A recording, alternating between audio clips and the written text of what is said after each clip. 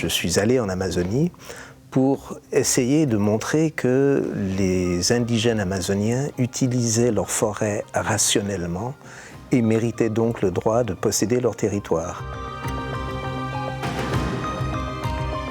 Aucune plante ne ressemble à aucune autre. Et pourtant, ces gens-là, à pieds nus, dans leur forêt, avaient des noms dans leur langue pour presque chaque espèce de plante. Ils attribuent un usage à environ la moitié de ces plantes, et donc ils avaient une sorte de compréhension encyclopédique de leur forêt.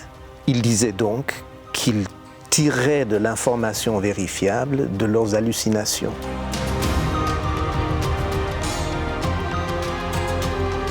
Ils disaient que leur savoir, qui était effectivement vérifiable et impressionnant, avait tout au centre un cœur irrationnel, visionnaire, hallucinogène. La deuxième chose, c'est qu'il y a quand même des recettes comme le curare, par exemple, où il paraît hautement improbable que l'on puisse avoir trouvé la procédure par hasard. Et un homme m'a dit: frère Jérémie, si tu veux connaître la réponse à ta question, tu dois boire de l'ayahuasca.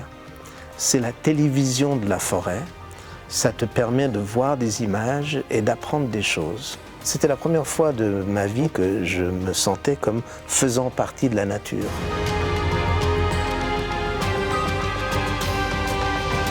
Je pense quand même que le néo-chamanisme, notamment à base d'ayahuasca, fait partie d'un mouvement de fond qui valorise les plantes amazoniennes et le savoir des peuples amazoniens. Tout cela, en fin de compte, malgré ce qui peut paraître parfois comme des maladresses, est appréciable et fait plutôt partie de la solution que du problème.